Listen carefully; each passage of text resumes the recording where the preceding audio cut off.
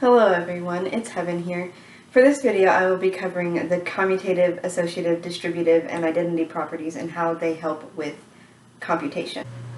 I will first walk you through each of the properties. To go along with each, I have found activities that I will show you after we discuss each of the properties' definitions. And then periodically throughout the video I'll have you pause, review a couple lessons that go along with each property, and comment within that lesson. It's not expected for students to be able to know the names of each of these properties in elementary school. However, developing these skills and being able to determine when to use each property is important for understanding operations. If you'd like to follow along in the book as I walk you through each property, you can find a mathematical properties table available for you on page 178 of your textbook. But this information is also provided on our chapter presentation PowerPoint if you'd like to look there. The first property we'll be discussing today is the commutative property. Basically, this one says that for addition and multiplication problems, the order of the numbers that you are adding or multiplying together doesn't matter.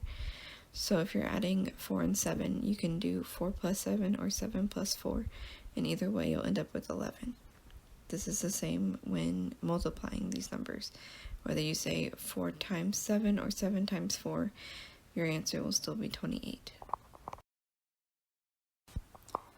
This first activity is a game called Switcheroo.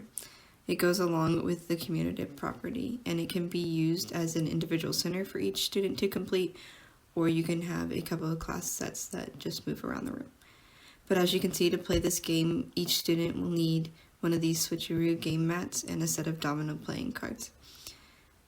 And if you want, you can have students fill in the equations at the bottom of the page if you laminate this and give them expo markers and erasers to go with it. To play, the students would grab one of the domino cards out of the stack, and then they would look through the remainder of the domino cards to find the card that is the opposite of the first one they found. When they find it, they'll place it on the game mat.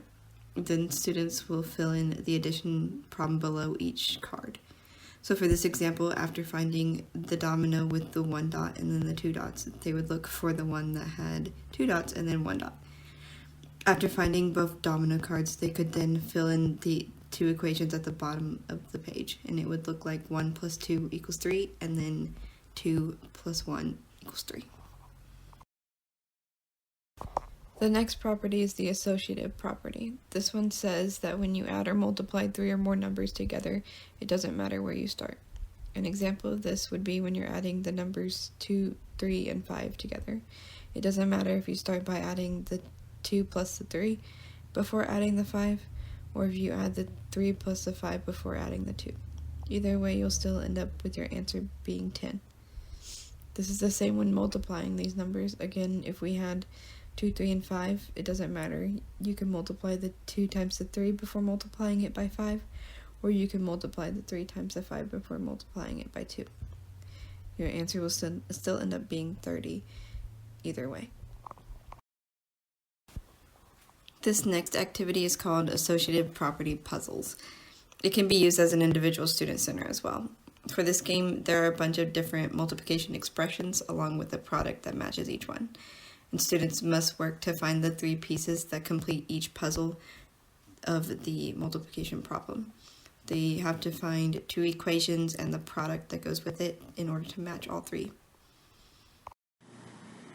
Now that we've discussed the first 2 properties, let's take a little break and review. In a second, pause this video and follow the next 2 links provided for you on the Chapter 9's original document. The first one should take you to a lesson using the commutative property for multiplication in a 3rd grade classroom. The second one should bring you to a lesson involving the associative property for both addition and multiplication. I believe that one is also in a 3rd grade classroom. For each of the lessons provided, comment within that lesson's document either one thing you liked about it or one adjustment you would make in order to use it in your future classroom. When you've made a comment on each of these lessons, come back to this video and continue watching. Okay, welcome back. I look forward to reading each of your comments and seeing how you would use these lessons. Now we'll discuss the other 2 properties and then repeat the same activity we just did. This next property is called the distributive property. It basically says that you can split numbers apart in order to make multiplying them together easier. For instance, when multiplying 8 times 12, you can instead write the problem as 8 times 10 plus 2, which makes the problem easier by changing it to 8 times 10 plus 8 times 2. This makes the equation easier to understand when it's broken down, and you'll still end up having an answer of 96 when you finish working out the problem. This activity goes along with the distributive property. It's called distributive bingo, which I'm sure you can figure out. But essentially, you give a group of students a bingo card with answers to problems already filled in on the card. And then just like in regular bingo games, you present the group with the problem. And then they must use the distributive property to find the answers and fill it out on their bingo card. These bingo cards that I found have problems that have variables in them and some that don't.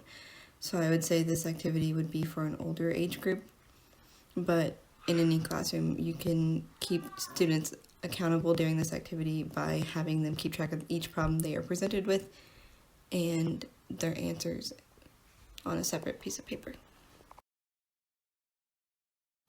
And finally, this last property we'll be discussing is called the identity property.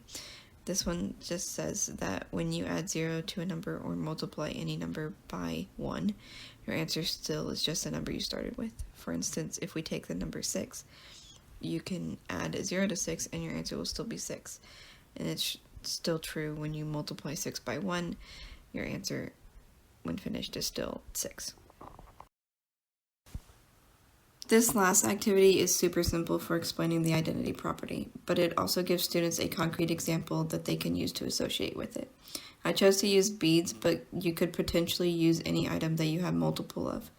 I think this activity would work well with 2 note cards, one with the addition equation and one with the multiplication equation on them.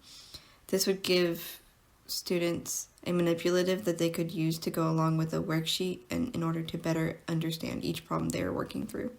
As students work through each problem, they can physically place that many pieces on the note card to represent their problem.